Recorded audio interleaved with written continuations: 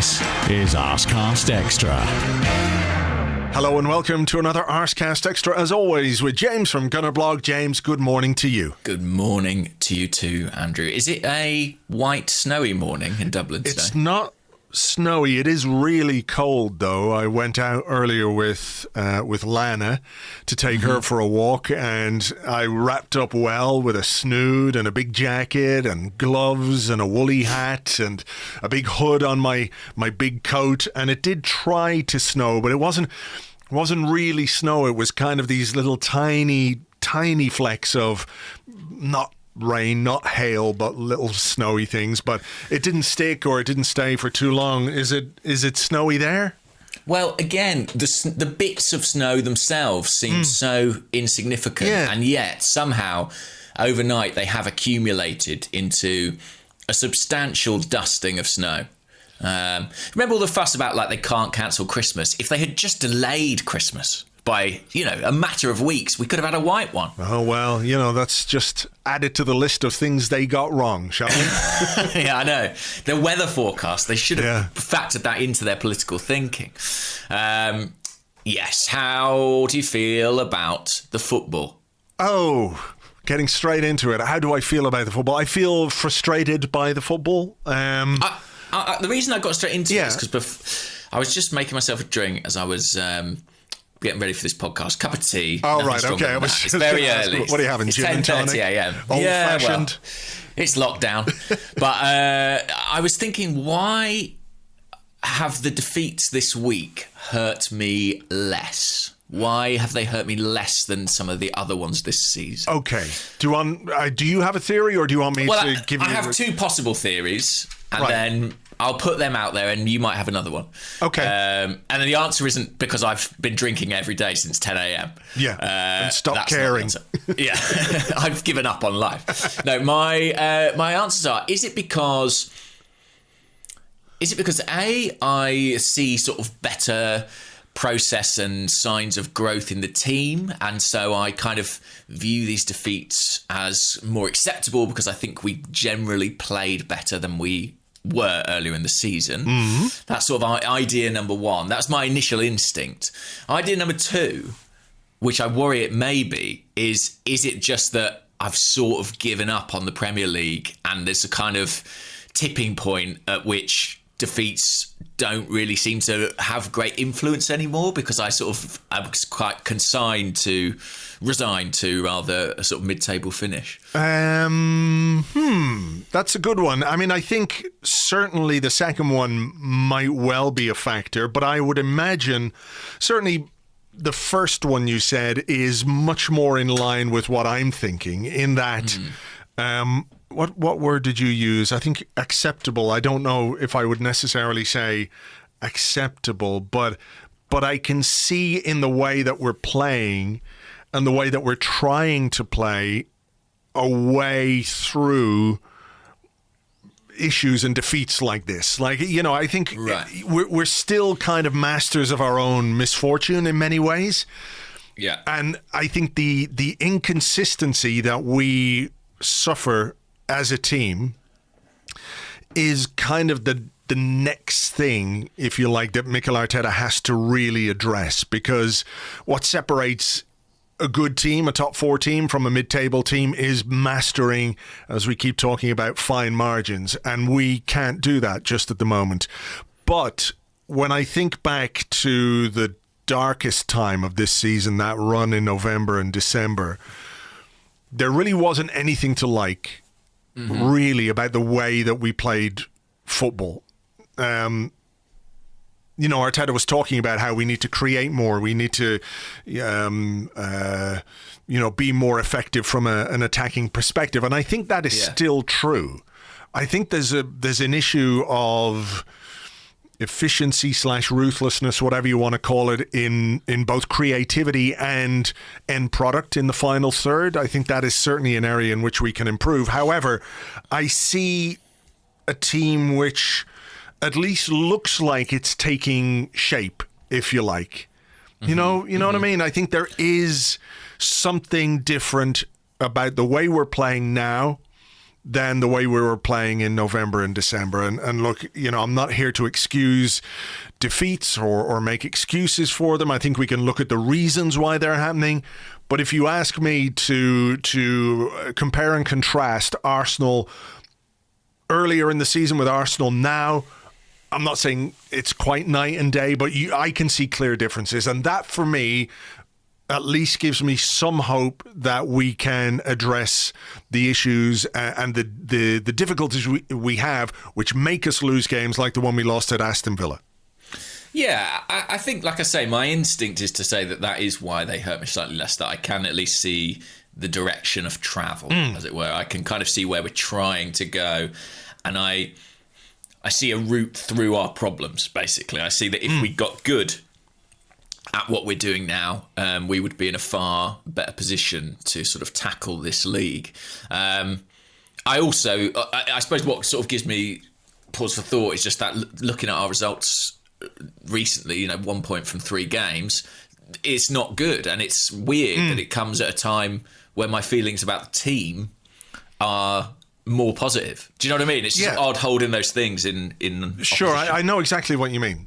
I know what you mean, and to lose against Wolves, to lose against Aston Villa, which isn't to downplay those sides. I mean, I think Villa are a good side. They've caused us problems, in the last number of games in which we played them. So, it shouldn't be any surprise to us, and it's not to take anything for granted. But, it is when you look at the games that we've lost and the points that we've dropped in games against opposition that, on paper, whether that exists in reality or not, against teams that you would expect Arsenal to do better against. I'm not saying we should win every game and take 3 points in every single game, but I think when you look at Palace, Wolves, Aston Villa, Burnley, to take 1 point from some of those games, from those 4 games in particular, is nowhere near good enough, But I can see that there are things and areas in which we are improving, which isn't to say they're perfect and everything else, but yeah, maybe that's me and you clinging to silver linings in some way, but I do think it's true. I do think there are positives about the way we are trying to play, if not necessarily executing, that should give us some kind of glimmer of hope.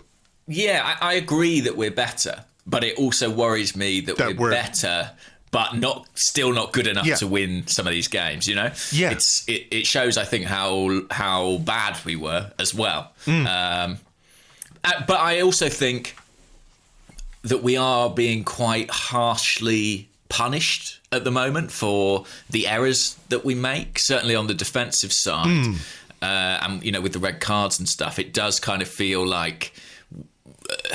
Not just circumstance, it's our players as well, but things are slightly conspiring against us a little bit. Yeah, okay.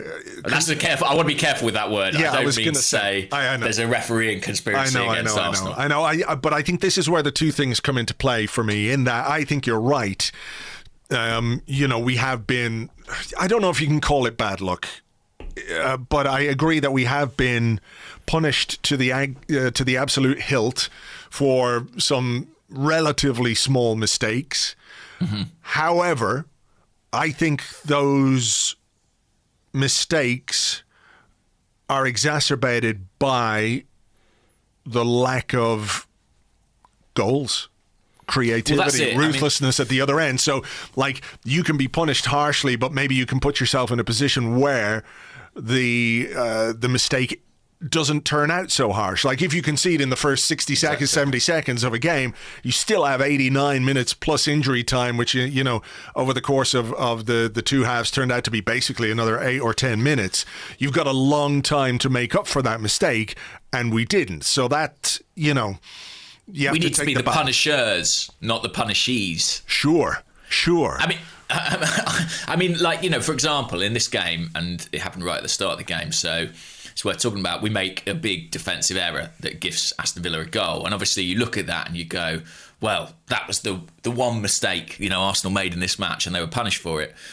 But of course, you make mistakes in the attacking third too. You make mistakes when you don't play the right final pass, or when you mishit your shot, or I think you're right. There's our relative efficiency defensively that seems to be interrupted by like these freak moments is being punished so harshly because we don't quite yet do enough at the other end of the pitch. That's I think where we'll come to. But let's start with the goal that we conceded. And look, I think a lot of the focus is on Cedric for what was an under-hit pass to Gabriel, a bit of miscommunication between the two, perhaps. Maybe he was just kind of laying it off for Gabriel to move on to. I'm not 100% sure on that. And I think it's fair to point to that being a Cedric mistake. And from there, without that, of course, nothing else transpires. However, I really have to take some issue with Rob Holding's defending in the penalty area for this one. I think he's ball watching. The mistake that Cedric made is exacerbated by a mistake from Holding. I think it's not maybe an obvious mistake, but it is bad defending. I think there are central defenders who are no longer at this football club who, if they had made that mistake, would absolutely get taken to task for it. And I think it's only reasonable to point out that Rob Holding, as consistent as he's been and as hard as he's worked and everything else, really didn't cover himself in glory there. I think he should have been much closer to Ollie Watkins. If he was, he either blocks the shot or he cuts out the pass, but he's watching the ball, he's not watching the man. Absolutely, I agree with that. And I mean, you didn't name him, but I remember a similar incident with Shkodran Mustafi actually, and him getting absolutely slated for it, just not being tight to the man. And I wonder if it had something to do with it being so early in the game. Inside the first minute, maybe his concentration wasn't quite there. Maybe the same goes for Cedric. I mean, I think, when you look at Cedric, he's a right-footed player playing left-back, you sort of think, is that part of it? But actually, the ball kind of comes to him on his right instep. It's as he would want it, given his position. And there's just a miscommunication, clearly. I mean, he thinks one thing, Gabriel thinks the other. But yeah, I agree, Holding wasn't alive enough in the box. But, I mean, infuriating for us and for the manager, presumably. Well, sure. And you know what it is, though? It's a concentration issue. It's... the end of the first half against Wolves, we were expecting the final or the halftime whistle. It didn't come and we got punished. We just switched off. And that is a lapse in concentration from Cedric, from Holding. You have to be alive at the start of a game. You can't really excuse that kind of lapse in concentration in the first minute of a game because you've just had the team talk, you've just had the the guys in the tunnel, in the dressing room, all the come on guys, let's get ready, let's do this. You can't excuse that kind of lapse in concentration early on. However, it was really early, and it does give you all the time that you need to get back into a game. I mean, it strikes me that it's the kind of goal, if we were to score it, we'd end up talking about at the end, well, we scored too early. One of those kind of goals, you know what I mean? Yeah. Whereas with goals that go against us at the moment, it doesn't seem like that's the case. So, I mean, what did you make of the response to the goal? I think there was an element of the team being a little bit tired or a little bit... taking a bit of time to warm up, if you like. Yeah, I mean, you thought there'd be more rotation, didn't you, I think, going into the game? Yeah, maybe. I thought maybe we might see Odegaard for Smith Rowe, for example, who did 90 minutes and 9 men and 10 men and all that kind of stuff. But it took us a little while to warm into the game and to get going. I did think we ended the first half quite well. I thought we had a really good opportunity about midway through the first half to hit them on the break when Lacazette came forward with the ball. Yeah, I remember that.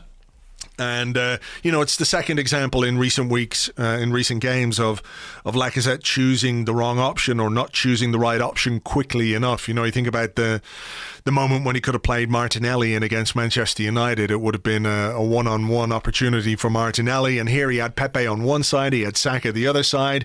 And I know there's an element of drawing the man onto you so you can release the ball at the right time, but... you've got to do it when you do delay. You've got to make sure you find the pass, and instead he delayed so much the pass got cut out. Yeah, and I'm not even sure he picked the right option when he did. At least he didn't have the shot from 40 yards. Didn't do what he did against Man United. But that was a big opportunity. And that's what I mean, I guess, about errors at both ends of the pitch. And some are more memorable than others. But that was a chance for Arsenal, because the first half an hour or so, it became quite clear, you know, once Villa had their lead, that kind of gave them their game plan. And their back four defended very effectively, but very narrow. And it just congested a lot of the space in the centre of the pitch. And I think we found that hard going in the first half. And yeah, I mean, that was a really good moment. I'm trying to think if there were others in the first half. Xhaka free kick. Yeah. It's a great save. Really good strike. Very good. Good strike, great save. Yeah. Who is that guy in goal for Villa? Never heard of him. Don't know. Okay. Yeah. Cool. Seems to have come out of nowhere. Let's see. I mean, what else was there in the first? I mean, there was a moment with Saka, wasn't there, where he was taken down a long way from goal. In fairness, again, I'm looking at that one with my Arsenal fan hat on, while fully accepting that had an Arsenal defender made that foul, he would have been sent off. I also think it would have been really harsh, you know, for a sending off there. You know, we can come to the rotational fouling in a moment, but I think the issue I would take with what happened to Saka is that the defender who got the yellow card there, about 10 minutes later, went right through the back of Lacazette, under the nose of the referee, and didn't get another yellow card. And I don't want to make this all about referees. I've got a question about it later on. But I do think there were a couple of moments, maybe more than one moment, when Villa got away with fouls that could easily have been yellow cards. I think that one could have been a second yellow. There was one by, I can't remember who it was, late in the second. It could have been Watkins late in the second half, where he just basically took out the guy as he released the ball, and the ref played on, but he never came back to book the player again. It took Grealish way too long to get booked for a couple of fouls on Saka. The rotational fouling on Saka was obvious, and that in some ways is a credit to how good Saka is. But yeah, that moment where I think a lot of fans were looking for a red card, I wouldn't have been happy if an Arsenal player had been sent off there, but I can guarantee you that had an Arsenal defender been booked and then made that foul on Lacazette, he would have gone. Yeah. I mean, it would be interesting to see, I suppose, what they would have given had it been someone like David Luiz hauling down Bukayo Saka near the halfway line, if his reputation would precede him in those instances. I sort of agree with you. I think there's a kind of a thing happening where, you know, we feel like there's been a bit of injustice as Arsenal fans. So every time almost anything happens in a Premier League game, we're all screaming for them to be sent off. But I don't really want that to be a sending off. No, I don't either, really. I think it's too far from goal to really be denying a clear goal-scoring opportunity. No, yeah, I think there's an interesting discussion of, like, how do you define a clear goal-scoring opportunity, you know, and to what extent is it different for different people. But, I kind of didn't have a huge issue with that. It was more the rotational fouling. I mean, I think... who was booked? Konza was obviously booked, and then Nakamba as well was booked for a foul on Saka. I mean, I mentioned a few weeks ago, you can see him becoming a target. It is a compliment, but it's a concerning compliment. Yeah, he was down a couple of times, wasn't he? So, okay, well, I mean, first half and then second half, I thought, as frustrating as it is not to score, I thought some of the football we played was pretty good, to be honest. Matt Ryan, let's just talk about him for a second. If we're looking for real positives from the day, I don't know that you can really go to town on, you know, your goalkeeper when you lose 1-0, but I thought he had a pretty solid debut, made some good saves.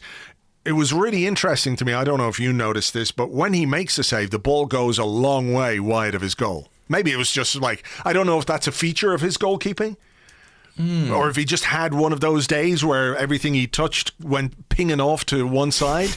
But, you know, there have been a couple of times lately where, and this isn't to be critical of Leno, but there have been a couple of times where, was it the last game, where Leno made a save and Holding had to get into clear because he didn't quite get it wide enough.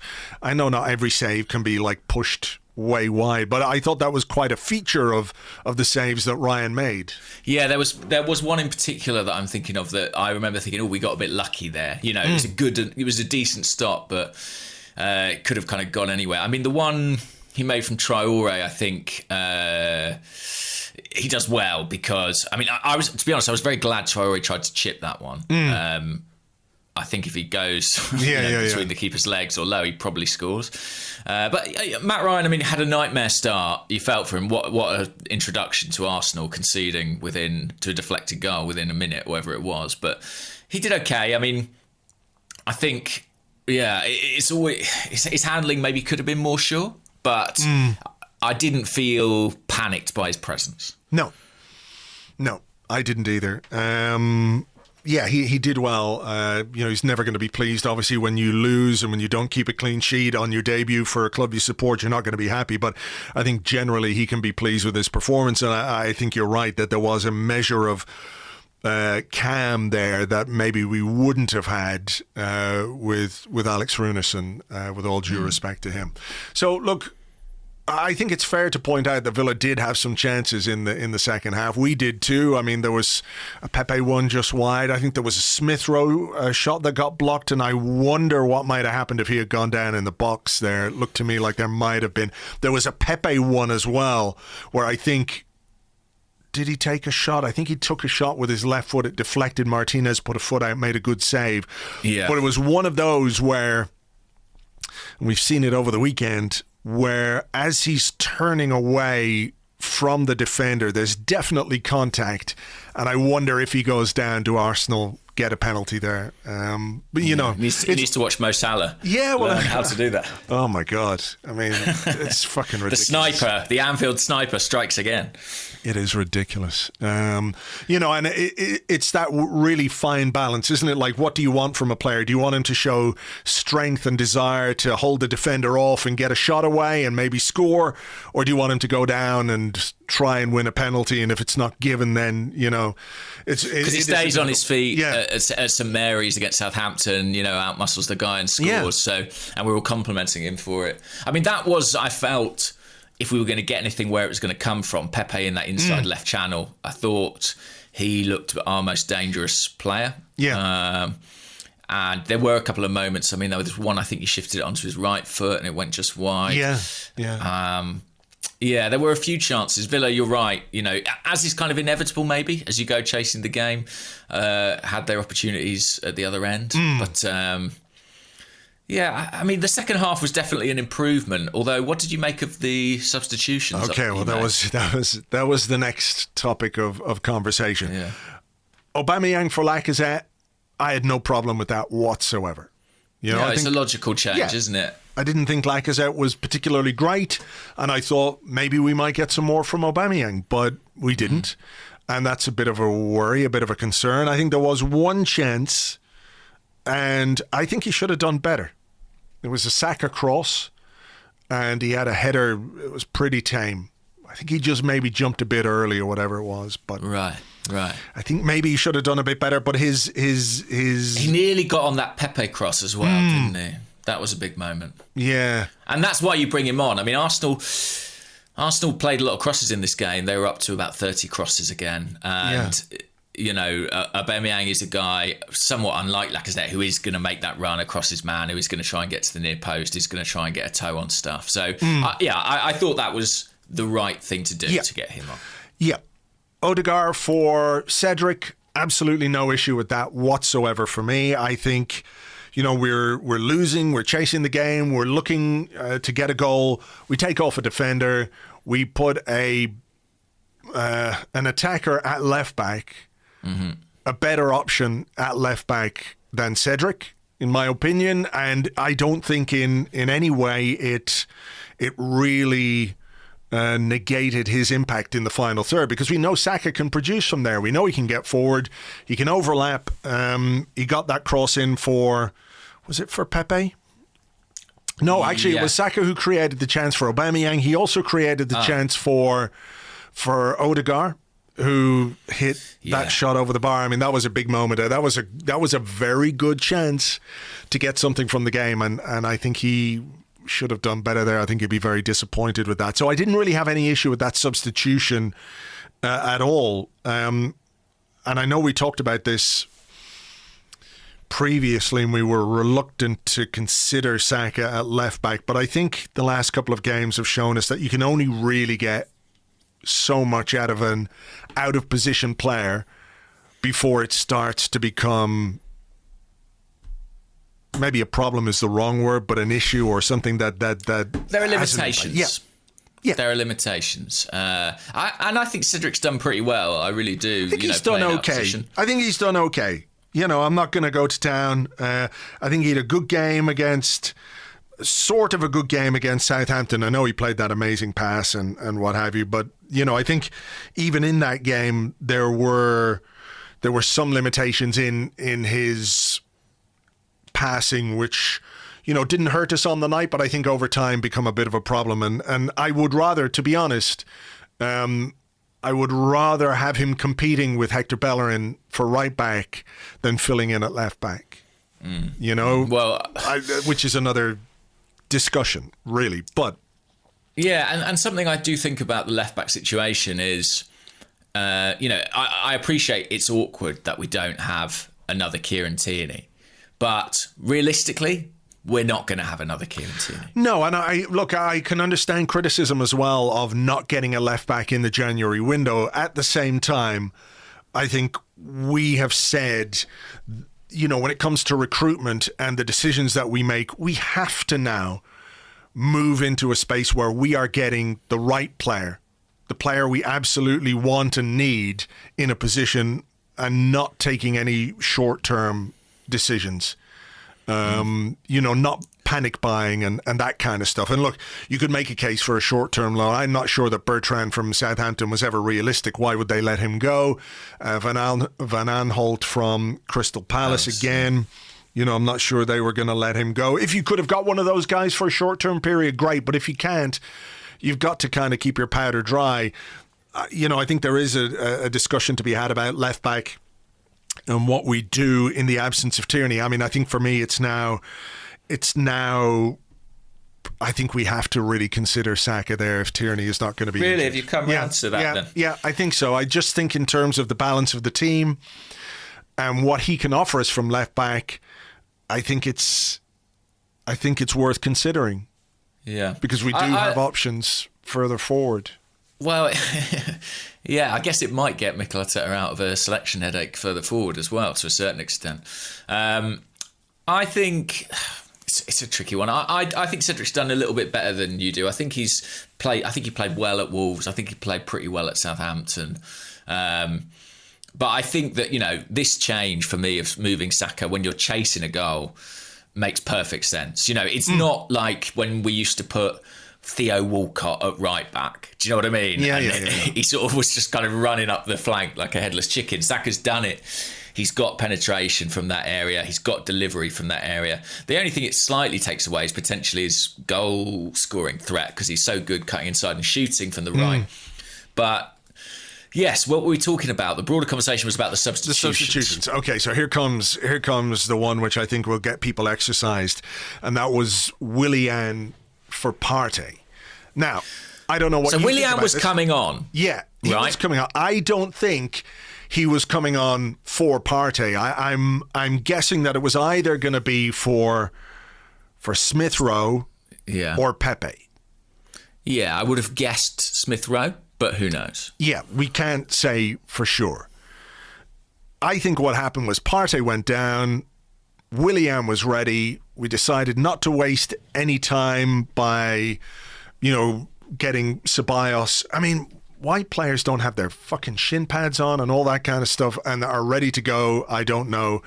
That's another conversation. But I think we decided that, okay, Willian is ready.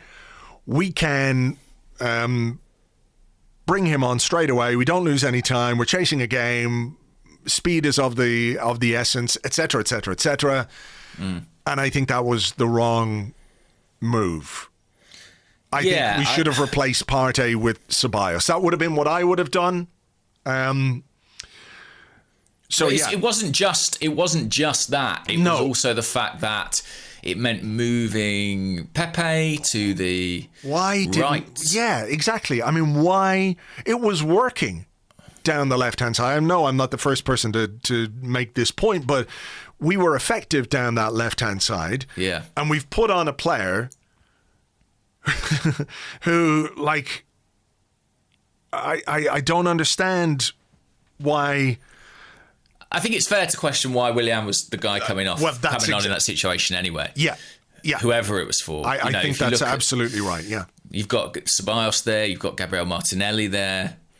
On form, on performances this season, that's a very difficult one to understand.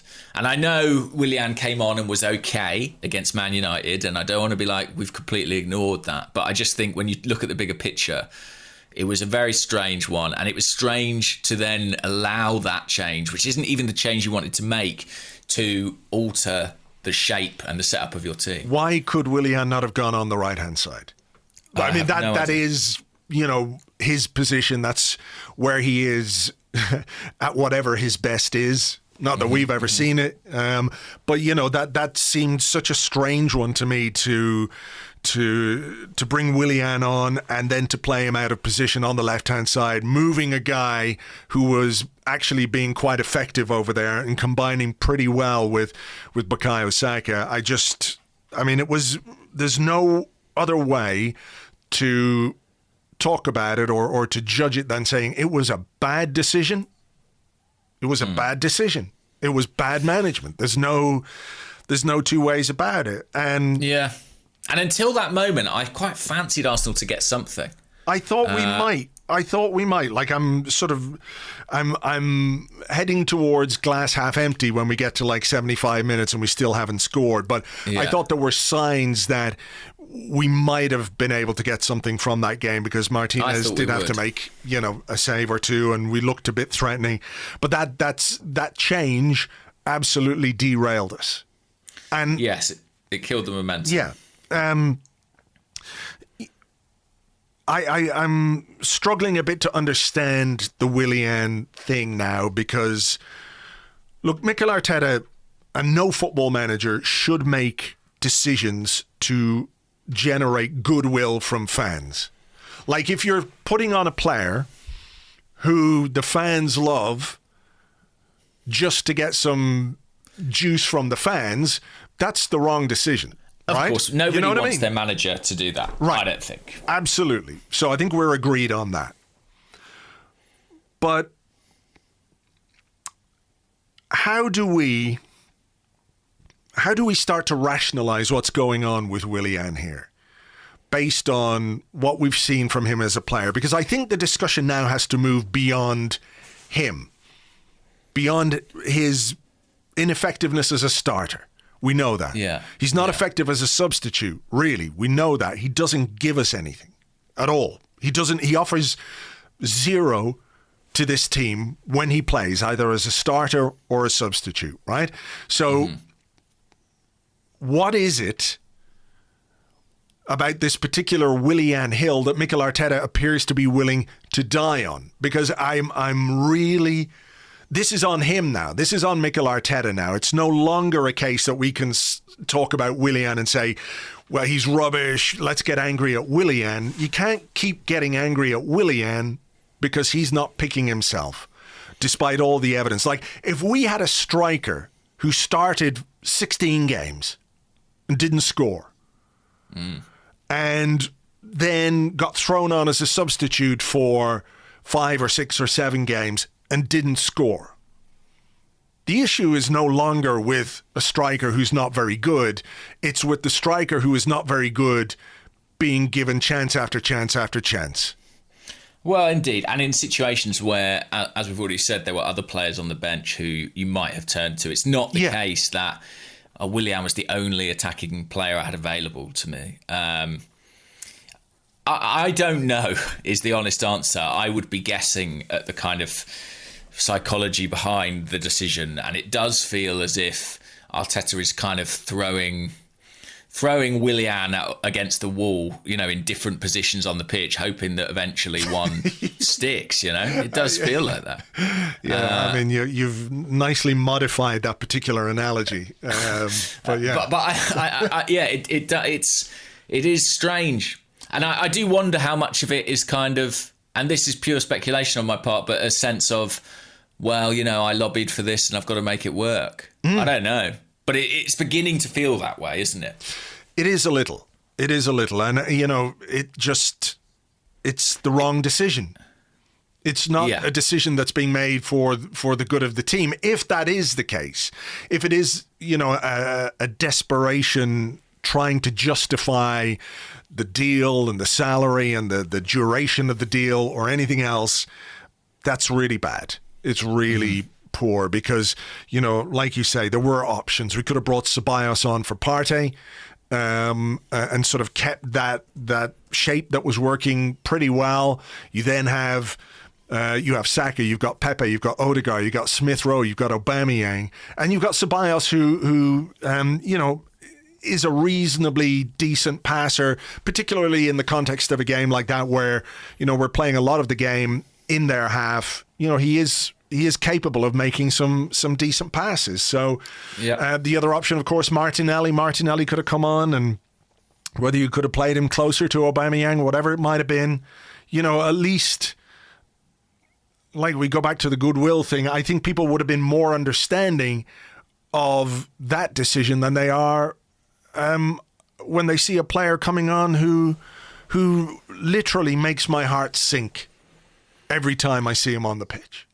Yeah, it is a weird one. And like I say, I don't want Arteta to do what I want him to do. I want him, I think weirdly, when he started trying to please people, it felt to me is when he sort of lost control of this team. And maybe he's kind of saying, well, I've learned my lesson here. I'm gonna stick to my guns and I believe in Willian. I mean, there's a component obviously we don't know, which is how this player trains, what he brings to the group outside of the games, but within the games, it's very difficult to understand. It really is. Well, I mean, look, I'll say this. If Willian was a 20-year-old, 21-year-old kid who'd come through the academy and had produced those kind of performances, I think the decision would have been made quite a bit sooner. Mm-hmm. And that player probably wouldn't be in the squad for games. I agree, but I mean the logical counter argument to that is that player would have, if they were 21, they'd have sort of no pedigree of having performed previously, so there'd be no reason to believe they might find form again, if you see what I mean. Sure, I understand. But in the case of Willian, I guess Arteta must still believe that player who played for Chelsea is in there. He must, otherwise what he's doing is insanity. And he could be wrong about that.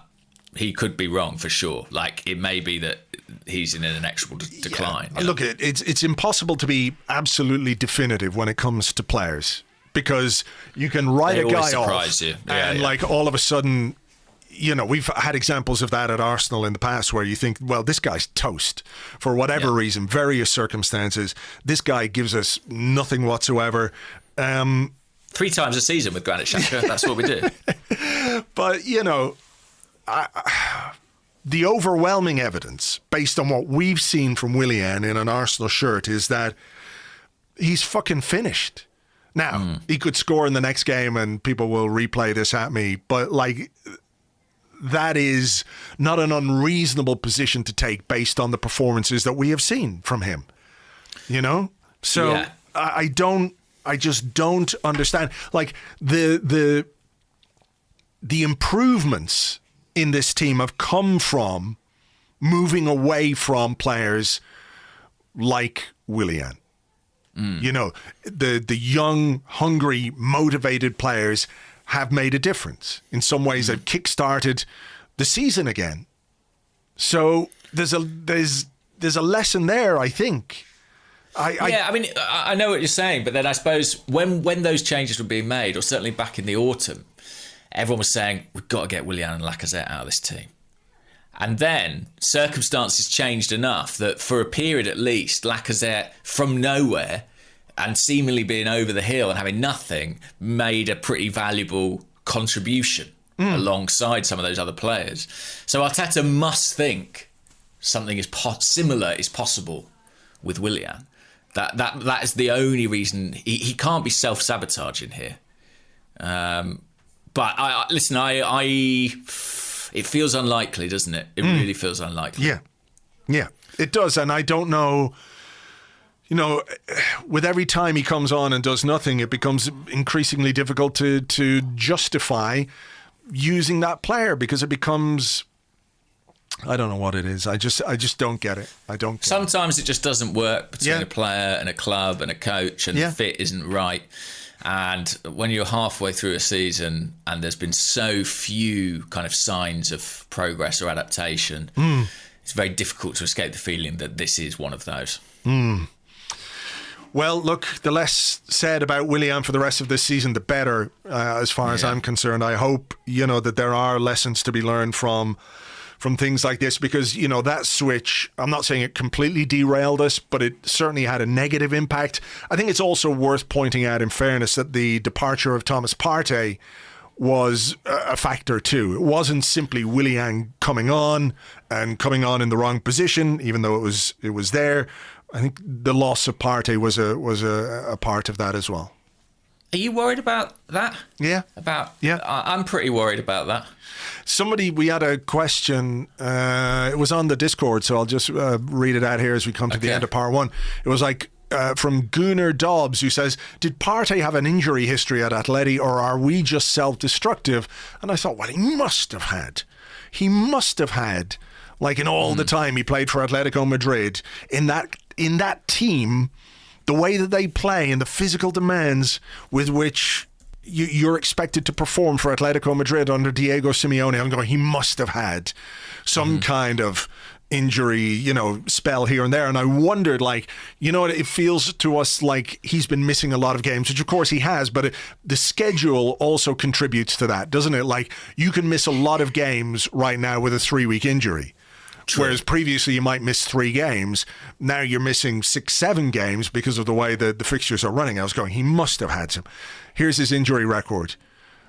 In the 2015-16 season, he spent 24 days out with a hamstring strain. And in the 19-20 season, he spent 5 days out with a hamstring injury. He missed 5 games in that first spell and 1 game in that second spell. And that's it.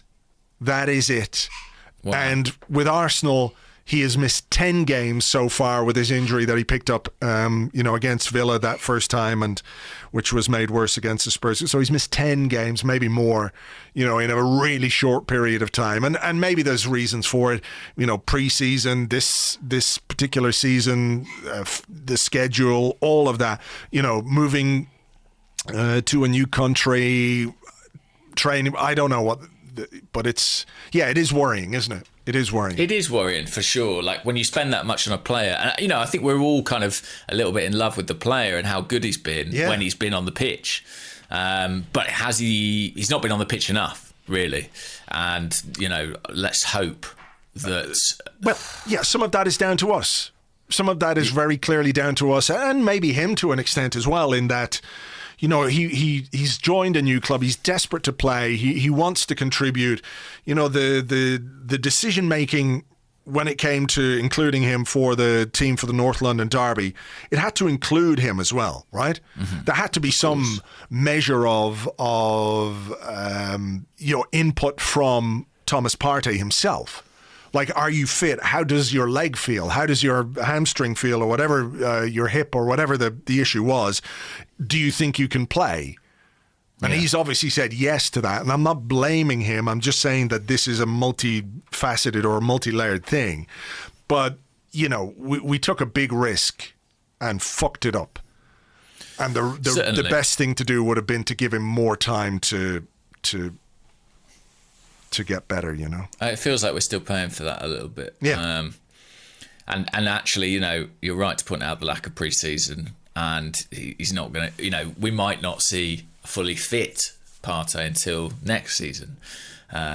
Just, I think in terms of pure rehab and how much he's able to achieve between now and the end of the season, I'd have concerns about that. But yeah, it's funny, like he has been brilliant. But then I look at Partey and I look at Tierney and I look at two of our most important players, and I feel like, can we guarantee they're going to be fit at the moment? I don't know. We shall see. Well, look, there's a week off now between a long time that feels in the current schedule. Does. I do wonder if we might need it though, just to sort of get everyone together on the training ground and work on a few things and get some legs, get the batteries recharged and get the physios out and everything else. So maybe we need it, but big response needed now against Leeds for sure.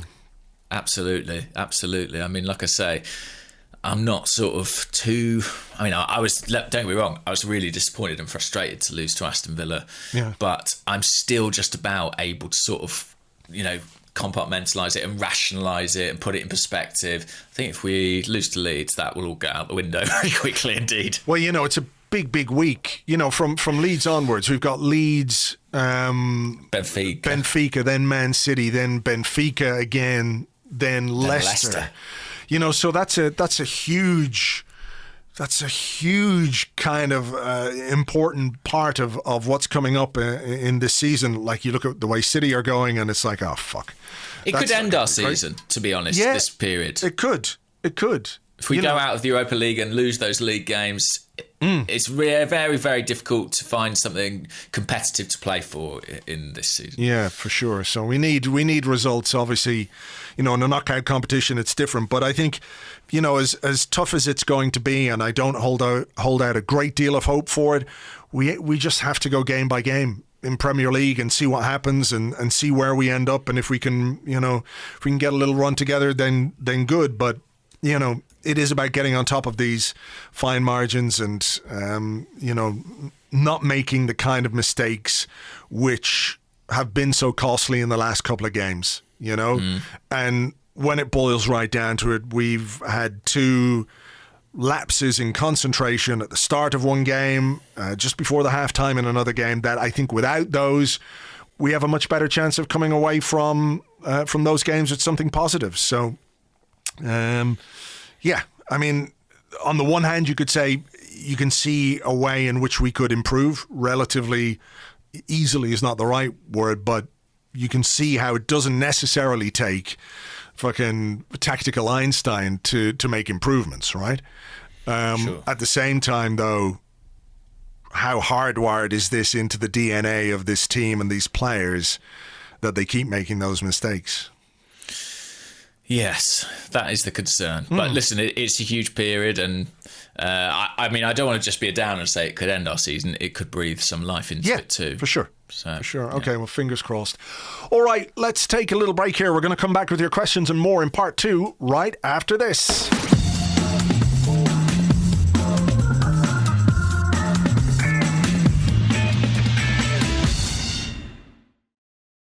Hello. Oh, no, I already did that bit, didn't I? Welcome back to the Arsecast Extra. This is part 2, where we answer questions that you send to us on Twitter at Gunnerblog and at Arseblog, also on the Arseblog Discord chat server, which you get access to if you are an Arseblog member on Patreon. It was a difficult weekend for us, James, but I did enjoy the weird Jamie Carragher noise. Oh, so did I. I've got it. There were a couple, actually. I know the one you mean. David Silva roll more central. Oh. Listen, I mean, I understand. Oh, it's Tarzan. It's very Tarzan. That's what it was reminding me of, all right, yeah. Holy shit. Jamie Carragher swinging down from the gantry at Anfield to try and stop Phil Foden scoring a goal. He's good, isn't he, Phil Foden? Fuck. Yeah, he is good. I mean... What is this crazy thing that Guardiola has done in that he has introduced a young player slowly with some kind of measure to allow him to flourish when he is being given regular first team football? Because there was a lot of if I remember a year, 18 months ago, a lot of talk about, well, why isn't he playing every week? Because he's really good. Everyone can see he's really people good. Were furious, weren't they? Yeah. I think it's great management. I really do. I mean, listen, it's easy when you've got Kevin De Bruyne and David Silva and all those guys. It's a sort of luxury position to be in, but it looks like he paced Foden's development pretty well. I mean, who knows? Maybe if Foden was playing every game 2 years ago, he'd be even further ahead by now. But I think it mitigates against the risk of burnout. It's kept him really motivated. Yeah, he's a hell of a talent. He's a hell of a talent. Let's start with this one from the Discord. It comes from Mr. CJ Wright, who says, "Morning, gents. How much is a new right back a priority in the summer? Bellerin is a fine option if he wasn't the best/only choice. His technical and athletic ability doesn't seem to be there at all, and his awareness to support his right winger is worrying. There was a moment where he played the ball to Pepe, then ran into his space, which I think there was a video doing the rounds of that. It wasn't particularly smart from Hector, but I mean, just sort of general conversation on the right back situation. Yeah, I'll get your thoughts on this first before I weigh in. People don't like Hector Bellerin, do they? I think, look, I think it never really went away, all the get a haircut stuff. It just changed. It morphed into a tactical discussion. I think there are people out there who absolutely refuse to see anything he does as positive, or even when he plays pretty well, there are people talking about how dreadful he is. I will admit, perhaps, to having some slightly rose-tinted glasses when it comes to Bellerin. I like him. I liked what I thought he could become as a player. And I do think that he is being asked to play in a way that maybe isn't what people want from a right back, if you know what I mean. Because he spent most of the second half in midfield. And I don't think... that's like, it's not like giving, a playmaker a free role. You just go and do what you like, get on the ball and make things tick. I mean, that's what he's being asked to do. So 100%. And I do feel like he's partly being criticised for a job he's being asked to do. Playing more narrow, like you say, playing midfield, driving into inside channels instead of providing an overlap. That is all clearly instruction. That much is clear, and if you have ever watched, Guardiola's teams that Arteta worked on, that was a feature of their play, and it wasn't really a massive feature of Bellerin's play at all prior to Arteta's arrival. So I think that is sort of not on him. I think there are things in his game that he could improve on. I don't think he's quite become the player that I hoped he would, and I think injuries played a part in that, certainly. He's had a couple of really big injuries. He had the ankle and then the ACL, and I think that set him back. I also think, this might sound a strange thing to say, but there was a point where he could have maybe left Arsenal and it didn't happen, and he might have gone on to another club and that might have accelerated his development. But, I think I personally think he's still a much better right back than Cedric. I really do believe that. Do I think it'd be the worst thing for him to sit out a couple of games and feel that competition and have to win his place? No. I think part of the problem for Bellerin is that he's been quite clearly first choice for quite a long time. And maybe that's a bit of an issue.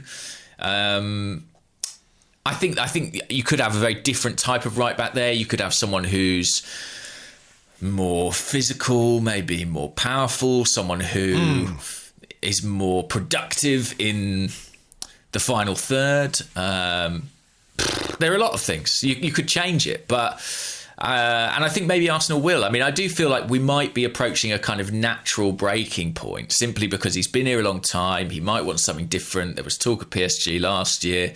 I think if someone came back in at a good price, maybe the club would sort of decide, you know what?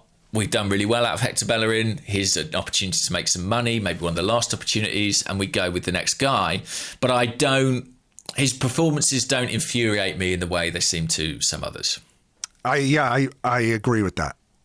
I agree with that. All of it. I don't really have a great deal to add, really, in terms of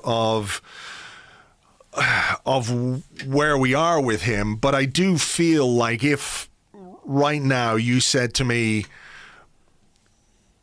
I'm going to give you an upgrade on Hector Bellerin, I'd take it. I definitely would. I mean, there I'm aren't the many same players in the team I wouldn't say that about. No, for sure. But well, actually, I'd say it about any. Like, if they were legitimately an upgrade, I'd say it about any player. Sure, sure. And I do think. I mean, how old is Bellerin? He's like 25 now. He's still only 25. That's mad, isn't it? Yeah. He's been around a long time, so. Yeah. There are parts of his game that I think make him suited to what Arteta wants. I mean, I think he has the technical ability to play in that midfield space. But what are people's main issues with him? On the defensive side? I think so, and I think the final ball, the decision-making in the final third, I just feel like sometimes... Like, he had a good shot, actually. Martinez made a good save, and I think, he did make a chance for Pepe in the last game, and I think he maybe created a chance in this game as well. It just feels to me like sometimes he's a guy who hits a football about 60% or 70% of what you would want from a player in those positions. There's not quite enough fizz or power or decisiveness to the final ball. Yeah, he doesn't hit the ball great with his laces for a start. A side foot pass along the ground is okay, but he doesn't often play the kind of Kieran Tierney looped ball up the line. He doesn't swing in across like that, certainly from the right-hand side. I think his striking of the ball when he's shooting isn't amazing. I mean, I do wonder if some of this is kind of a consequence of a player who's always been about 5 yards quicker than everyone around him, going up, through the academies and as a kid. Is it slightly that Theo Walcott thing of I'll get in the position enough times, so I don't have to be ultra efficient. And maybe now he's not quite as quick as he was, and we see that a little bit exposed. It's an interesting one because the fullback positions are just so important, aren't they? I mean, in the modern Premier League, it's huge, and we've seen what Kieran Tierney can give us on the left-hand side. We're even talking about Bukayo Saka as an option there now. You look at our supposed competitors, the teams above us, the fullbacks are often the key players. So it will be interesting what Mikel Arteta decides to do about that. Like I say, I couldn't say with confidence that Bellerin's here in the long term. I just think that there have been so many summers which have come and gone where there's been the possibility of a move. And I do think, I just get the sense from him, he'll be someone who will want to explore that eventually. Yeah. And if Arsenal can replace him with a very promising player, then that'd be great. I mean... Yeah, I mean, I whatever people might think of Bellerin, I think Cedric should be backup. That's who he is. He shouldn't be the starting right back. Even if you think Bellerin shouldn't be the starting right back for Arsenal, there's no way Cedric should be. Not over the course of a season, So, but I guess what Cedric enables you to do is, if you do sell Bellerin, you can bring somebody in, and if you need to give them a few weeks or whatever it is to kind of acclimatise, you've got someone experienced. Yeah, sure. I mean, you need cover, you need backup in every position, and that's what he is for the right back position for me. He can be a kind of bridge, but it'll be interesting to see in the summer because Bellerin's being asked to play a certain way, and maybe there'll be somebody better suited. Right, shall we have another question? Sure. Okay, this is from Peter Host, and Peter says, "Morning, gents. What's your view on the refs and VAR are biased against Arsenal agenda?" That they are, and that is a fact. And that's it. There's no question about it. Look, why is it a red card, eh? That can't just be coincidence. Never thought of that. Mind blown. Look, I don't think there is a vast anti-Arsenal refereeing conspiracy or anything like that. Are you sure? Andrew, are you sure though? Are you sure that they don't all have a meeting? Yeah. They've all got cloaked hoods on. Do you know what I mean? They all sit round and they go, we will destroy the Arsenal. Yeah, the Refanon or whatever you want to call it. Yeah. No, I don't think there is a conspiracy. I think what VAR... What about the vaccine? What do you think about the vaccine? Don't start. I think we're seeing bad decisions across the Premier League. They feel especially acute to us as Arsenal fans, maybe because we're involved in quite a lot of them, and in some ways, I do think we are, we could manage certain situations better which don't give referees the decision to make. You know what I mean? Of course. I really do understand why some fans get frustrated by the refereeing decisions. I'm not going to try and blame our performances this season or our defeats on referees, but I do understand why when you see, for example, the foul on Salah, and that's not given as a red card. Mm-hmm. Not that it was a fucking foul in the first place, but it seems like different incidents are judged differently from game to game. I'm not going to say just for one team or any other, certain teams get away with more or what have you. But there is just a vast inconsistency in decision making, in the officiating across the Premier League. And, we're hyper focused and laser focused on what happens to Arsenal and Arsenal players. Mm-hmm, mm-hmm. And I think sometimes as well, we are an easy team to give decisions against. What do you mean by that? I feel like the perception of us as a team... that we're a clown car. Is, in some ways. Or that we're soft. Or that we... Like, there's a question here from Team Talk KT on the Discord. He says, should Arsenal be more astute in employing the dark arts of football, going down easily, pressuring referees, etc.? We've tried this nice approach for years and it's getting us nowheres. The top teams and managers all have that edge in them. I, for one, am disappointed that Arteta hasn't been more public in raising our perceived injustices, something I think all top managers do. And I think there's a weird line to draw there between a manager deflecting from his own team's bad performances, and putting them on referees and what have you, and just maybe being a bit more strident. I mean, I think Arteta was straight over to the referee after the game, and I can kind of understand why. Because I'm not sure, did we mention the incident with Lacazette and Martinez? I don't think we did. I had a question about it, actually. But yeah, by all means, let's chat about that. I mean, it's a penalty. Yeah. It's a penalty. All day fucking long, it's a penalty. You look at what, again, let's use the Salah one. Like, the guy touches Salah on the shoulder, there's maybe the slightest. Like, if you were measuring from 1 to 100% in terms of a tug, this is like 0.005 of a tug on his arm. He goes down, penalty.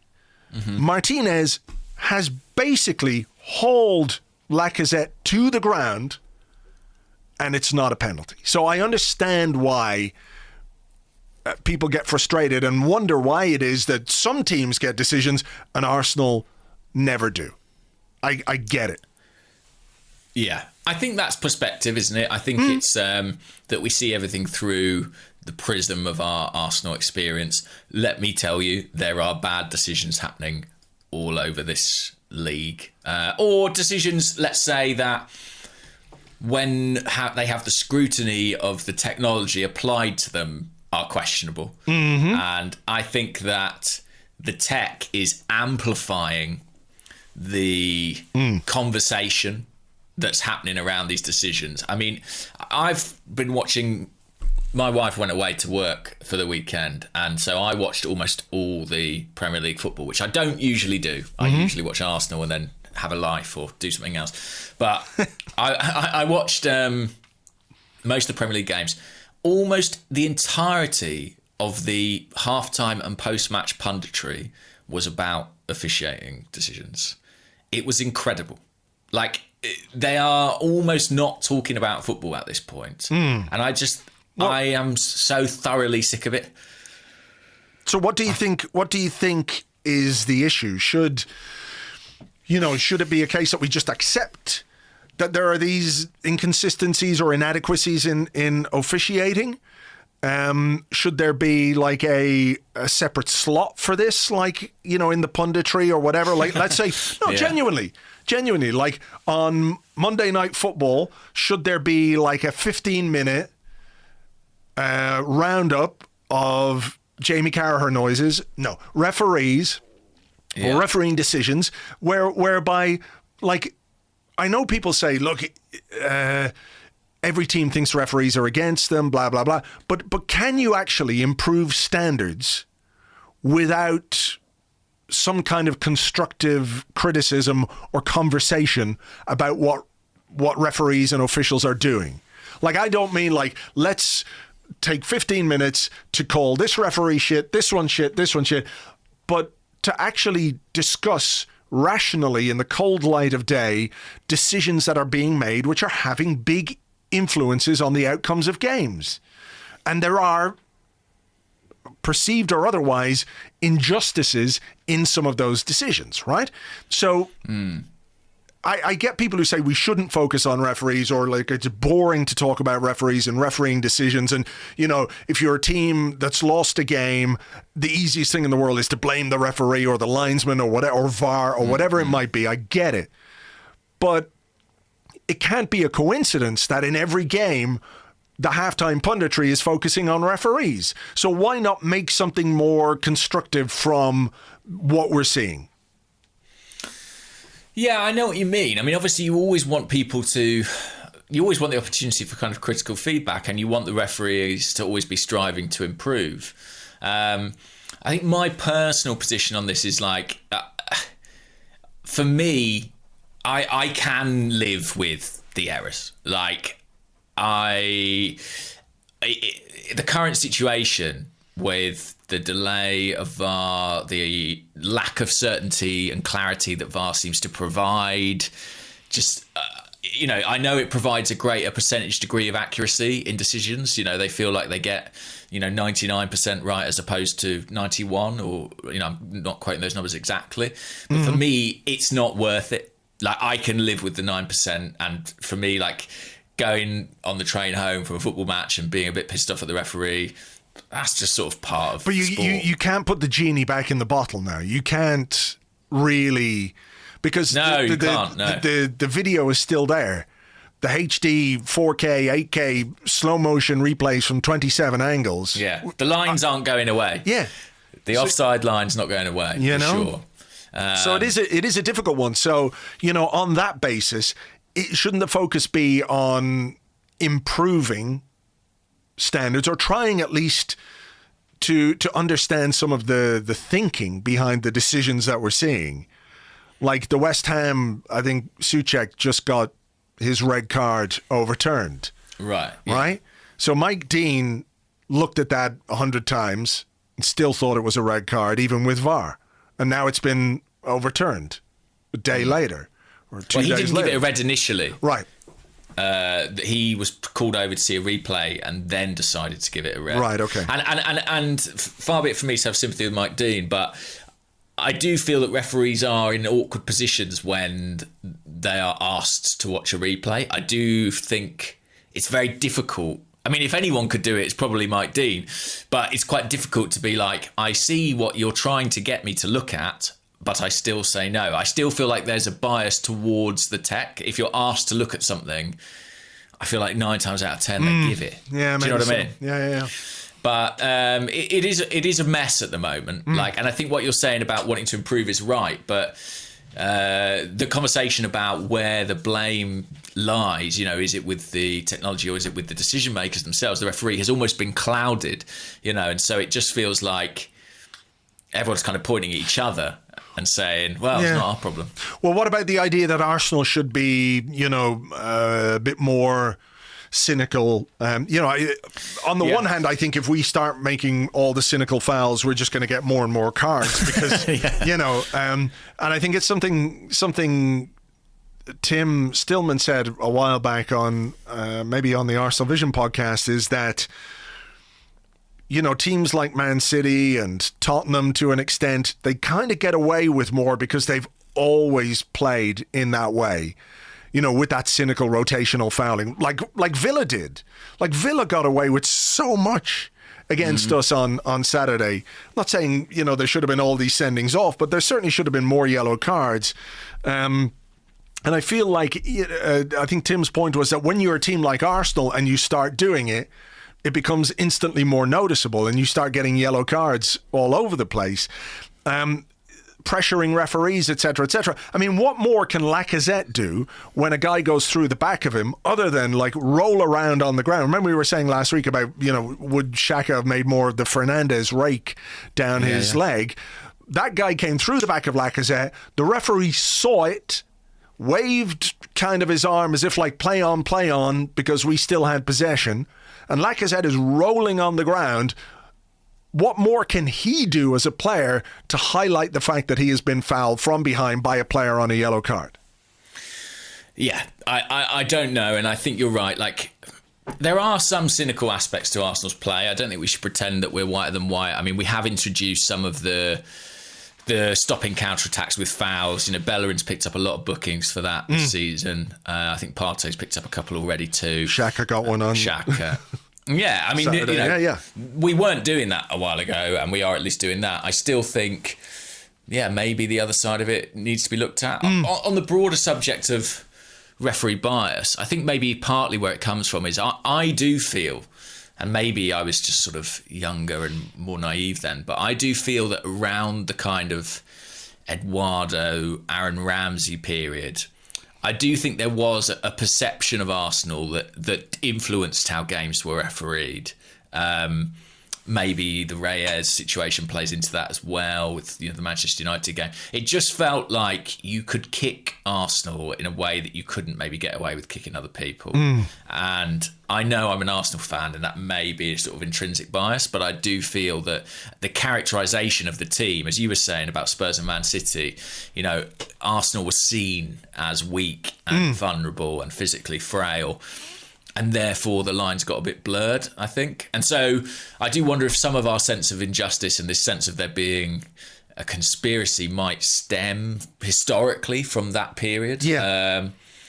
When I think, I genuinely think there was a bit of an issue in the way that team was kind of roughed up. Anyhow, it's an interesting topic. It is. It is. I mean, that is the thing. It is an interesting enough topic, despite the fact that nobody, or I think most people would prefer never to have to talk about referees. We can't not. No, and you're right that the genie's not going back in the bottle. I mean, even if it was up to me and I was like, the czar of football, would I completely get rid of VAR? I think it's very difficult now to go back on something like offside decisions, Because at least the thing is, people get really angry about the offsides and how absurd they are. And, his toe was half a millimetre offside. And look, I don't love that personally, but at least it's objective. Do you know what I mean? At least it's a fact. It is or it isn't. Yeah. With these other incidents where we're seeing replays and judgments being made, there is that degree of interpretation. And that's where I think you're seeing that the technology ultimately doesn't solve the problem. Yeah. Okay. Here's a question. I've got one here. Yeah, from James Morgan, who's at Mullet Rider, who says, would you say the defensive errors and indiscipline are a feature of the Arteta era or something it is currently getting rather harshly punished by fortune and by officials? I think it's a feature of Arsenal. It goes beyond Arteta. Do you know what I mean? Yeah. It's been part of our game for a long time. Some of that's to do with personnel.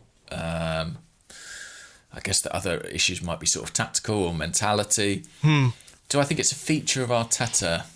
The sendings off are. I mean, as we said last week, you can kind of individually go through them all and justify them, but it doesn't change the fact that when you stand back and look at it, he's had twice as many sendings off as the next manager in that period. 3 times. 3 times, right. So you can't really set that aside, can you? No. And what do you think? I think it is a bit of a feature. like, I don't think it's a difficult one. You know, I think it's more to do with carelessness and concentration than being completely ill-disciplined. My voice is gone. Hang on. You talk. I'm going to get a drink of water. Okay. Go and get a drink of water. I feel like some of the problems Arteta's having with discipline and mistakes. Andrew's never going to hear this, so I could just say whatever I want. I could just say. No, I'm right here. I just turned the mic down while I got the bottle of water beside me. I thought you'd gone away. I was going to go on some long monologue about elephants, or I don't know. I mean, is it the case that they're adapting still to what Arteta is asking of them, and there's sort of a friction in that, and it's creating some of these errors? I don't know. Yeah, look, I think some of the players involved are just predisposed to making errors. You know, someone like David Luiz, I think he's reaching the end of his career. His legs aren't what they were, and he's being exposed. So it comes down to making the decision, how much can you risk playing someone like him? You know, Xhaka, moment of madness, not atypical for him. Nope. The Pepe one was. That's not really what we've seen from him. But I mean, I remember someone like Gervinho. Do you remember Gervinho got sent off? Was it Joey Barton? Yeah. Sort of lured him into Newcastle. some kind of, like, is Gervinho a hard guy? No. But, you know, he was just drawn into a moment of stupidity the same way Pepe was. So, yeah, some of it is out of the manager's hands, but I think it's certainly an issue he has to get on top of. Because I assume the players are still being sort of internally disciplined for incidents like that. Yeah, I guess so. There must be like a fine for a red card or whatever it is.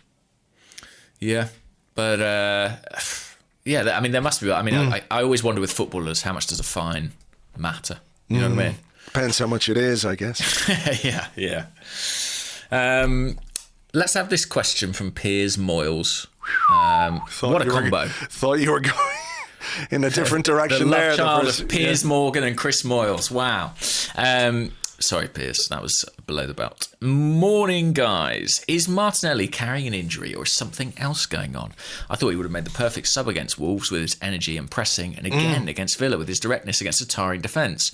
Seems odd to not use him at all. And we haven't seen him since he was withdrawn against United at half time. Yeah. That feels like ages ago, but what is it, a week and a half or something? Yeah. Like but a little bit odd that he didn't get on against Villa, I thought. Yeah, I agree. I mean, if I was putting another attacking player on against Villa, it would have been Martinelli. It would not have been Willian, as anyone who's listened to the first half of the show knows. Is it a bit strange? Yes, I think so. I don't know if he is a bit injured, but he was on the bench, certainly capable of doing 15 minutes against Villa. Yeah, I mean, we had another question actually on Martinelli. I don't know what you think about this. And I know you wrote about this to an extent because you wrote something about the strikers. Let me see if I can find this one. It comes from Cahill Kieran's, who's at Lord Akil, or Lord Cahill, sorry, who says, what will it take for Arteta to give Martinelli a run at striker with the good players behind him? We all see a little bit of Suarez/Sanchez in him. I think his pressing and tenacity is a waste on the left/the bench. It's definitely a waste on the bench. So, yeah, what do you make of the idea that he could be a centre forward in this? I like that idea. Team? You like it, yeah? Yeah, I mean, as you say, I kind of wrote about this at the weekend, but I do have the sense that... now I need the water. What's going on, Andrew? Don't know. I have the sense that Arteta is asking things of his centre forwards that kind of aren't, neither of them are particularly suited to. So I feel like Lacazette is getting the game time because he does the best impression of the kind of centre forward Arteta seems to want. You know, he can do some of that defensive work. He can do some of that hold up play. You know, he can link the play a bit. But is it really his strong suit? I'm not sure. I think he's sort of doing the job, but I'm not sure it's who he is. You know what I mean? He was very deep against Villa a bit too often for my liking. Maybe maybe it was instruction, but who knows if that's Arteta's liking? Exactly, yeah. But I had the same kind of takeaway from that. As for Aubameyang, I mean, he's not starting at the moment. Arteta said he wanted to give the guys who had the good first half against Wolves another go. I think that even though he has played him a bit there centrally, I'm not, and I think that might be the right thing to do. I'm not convinced that's Arteta's perfect model of a centre forward. I just think we would have seen it more if that was the case.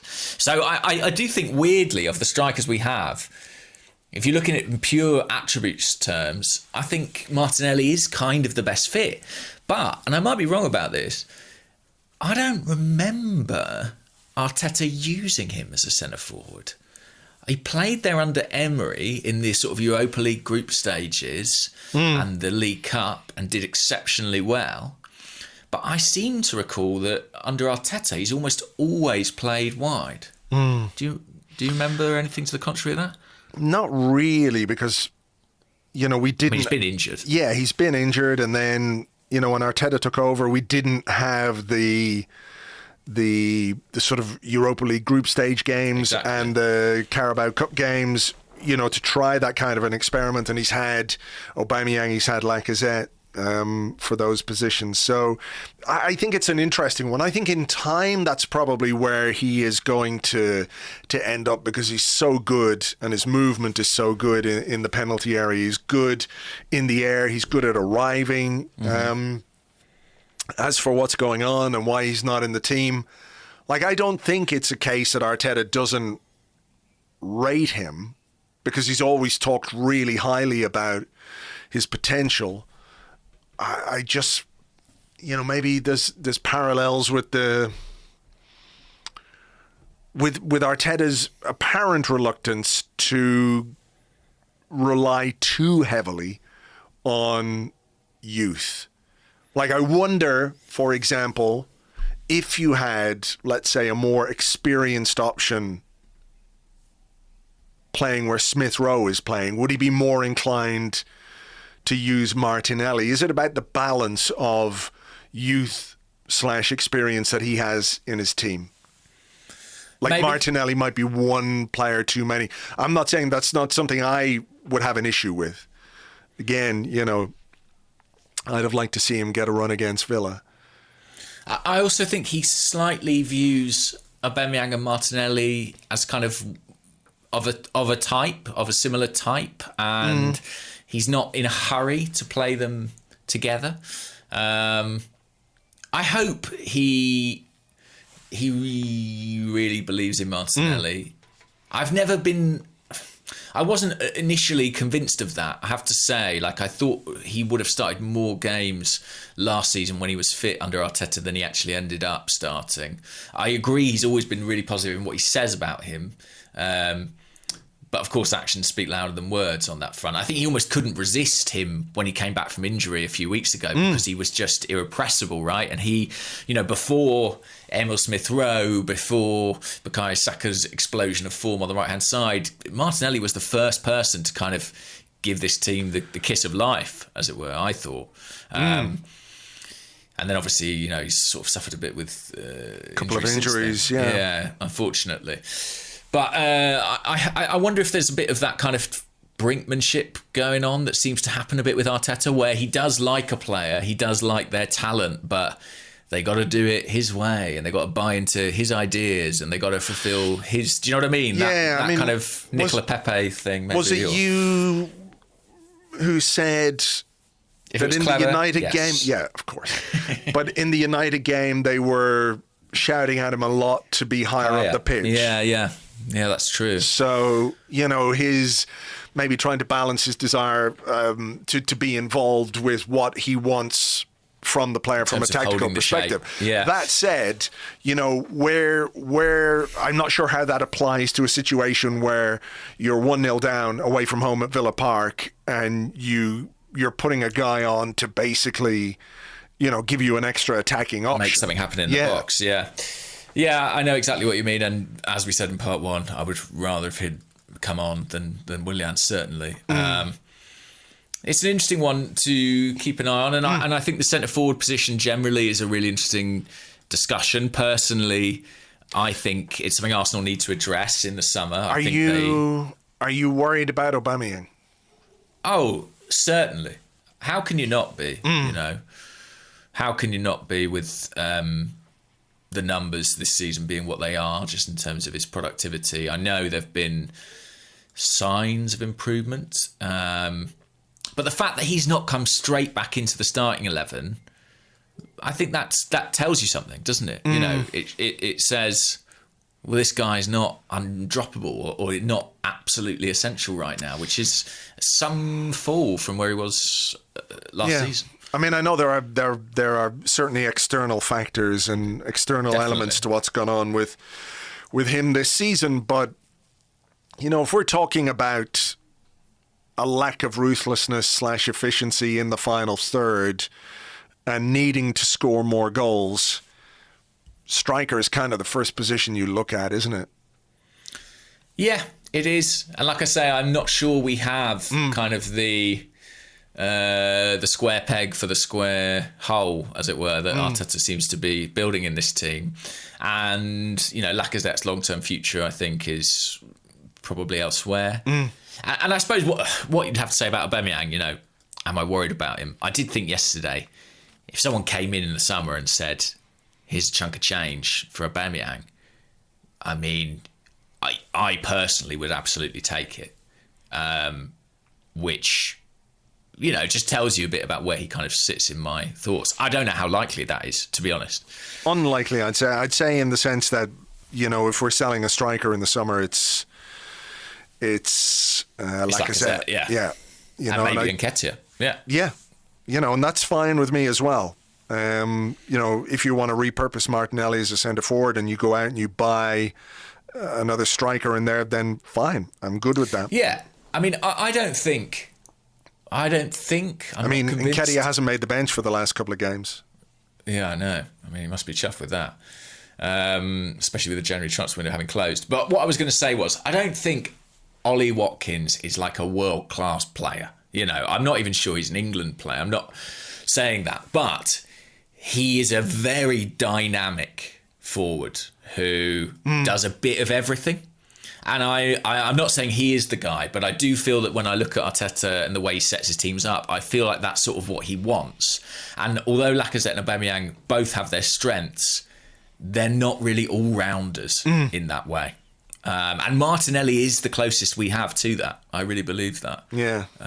So I would love to see it, but I'm not especially optimistic about seeing it. Okay.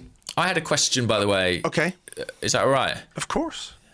Just because the Eddie Nketiah thing reminded me of it, and Kareem on Twitter at Gunnar Kareem says, has Reese Nelson been killed, in inverted commas, by Willian? And then he says, should Nelson get Willian's bench spot? I mean, I do feel for Reese Nelson having not got his loan move again. Yeah, it strikes me that there's more to the Reese Nelson situation than we're aware of. Perhaps. I don't know. You know, I think they wanted him to go on loan in the summer, and it didn't happen, and he said he was going to stay and fight for his place. I think he's now wasting... No, that's wrong. I shouldn't say that. I think this part of the season is going to be essentially a waste for him. Do you know what I mean? Because he hasn't gone out on loan. I think he should have gone on loan. Maybe there wasn't an attractive option for him, but surely there was somewhere that he could have gone and played regular football. You know? Maybe he would have had to take a step down to the Championship, but would he not be better playing 15, 16, 20 games for a team than scoring a free kick for the Arsenal under-23s? Good free kick too. Nice to see it. But what's he doing? Yeah, playing under-23 football, you know? So it's a backward step, really. It is. And like, I feel for him as well. I feel for him because, you know, he must be sick watching Joe Willock, by the way. Yeah, Don't I mean, you think? well done. Yeah, well done, Joe Willock. Like, great goal and had a good game, I thought. I watched that game the other day. I thought he played pretty well, you know, in difficult circumstances for Newcastle. But, like, Reese Nelson could do just as much or nothing as Willian. if that's where we're setting the bar. Do you know? Yeah. I mean, and I don't mean to be smart there. He's produced more good performances this season than Willian, certainly. So I feel for him in that regard. But I also feel like there's more to that situation than we're aware of. Like, he was a guy who was in the team when Mikel Arteta first took over, ahead of Pepe. Started a few games on the right-hand side in the Premier League. And people were saying, well, that's, he gives the team the discipline that Arteta wants in that position, etc., etc. And it's been a very slow, well, maybe not that slow, but it's been a fairly gradual fall from grace. So I wonder if there's more to that situation than we're aware of. And I think I don't know if he's been badly advised. I don't know if it's his own desire to stay and fight for a place and work his way back into things. But I think he's going to waste the rest of this season. I think it's a shame for him as a player. He should be playing at his age, even if it is, he might consider the championship a step down, but then so too is playing for the under-23s now and again.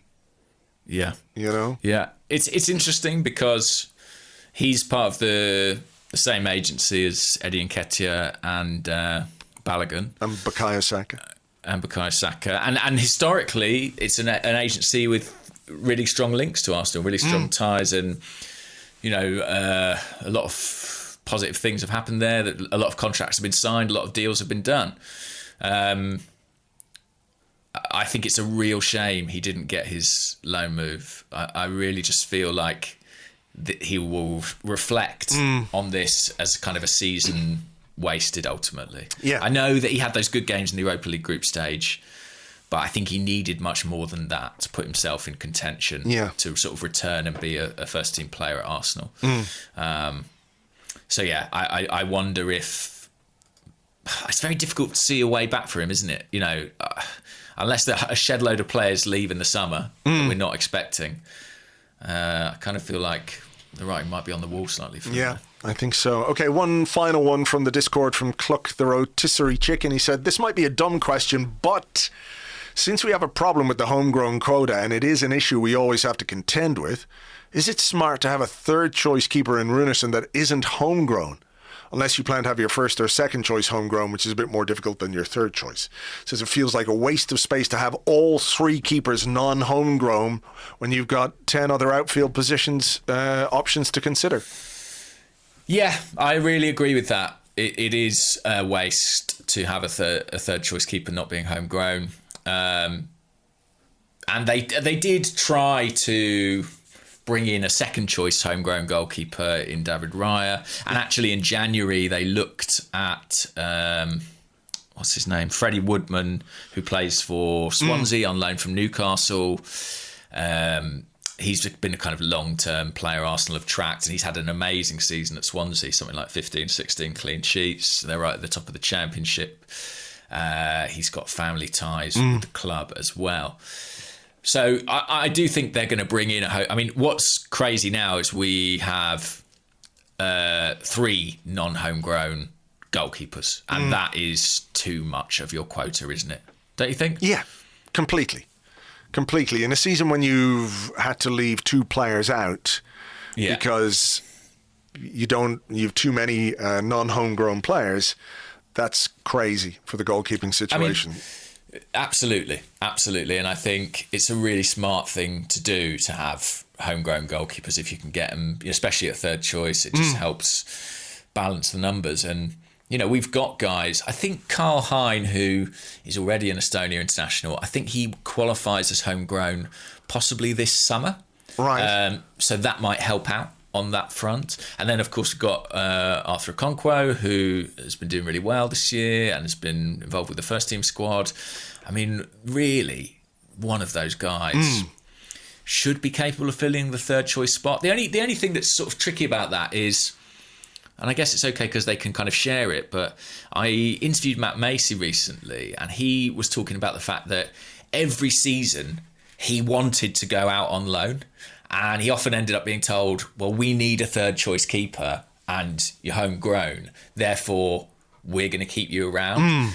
And, I think he would admit that's probably not the best thing for your development. So, it's the interesting decision to be made on those young goalkeepers who we really rate. You know, do we have... I don't know how you would do it. Do you send one out for 6 months, then the other one out for 6 months? I mean, I guess that's quite a nice way of balancing it. But they need to play as well as, you know, make up the numbers in the first team squad. Yeah, otherwise you just sort of get caught in that cycle of being second, third choice goalkeeper who never gets to play. So, difficult one. But not a great use of resources. It's not an issue for us now in this second part of the season, but not something we can have going into next season, that's for sure. And listen, go on. Runarsson, whatever we may feel about the signing, it wasn't a lot of money, you know, and that's the one saving grace. Yeah, I think it wouldn't surprise me at all if we, moved him on in the summer. Tried to sell him on somewhere else. Anyway, look, we'll leave it there because we've been going a good while. So thank you as ever for listening. Thanks for all your support and all the feedback on the podcast and everything else. Fingers crossed next week we're talking about a good win because we need to get back to winning ways against Leeds. We'll have an Arsecast for you on Friday, of course, looking ahead to that game and everything else. So until then, take it easy. Bye-bye.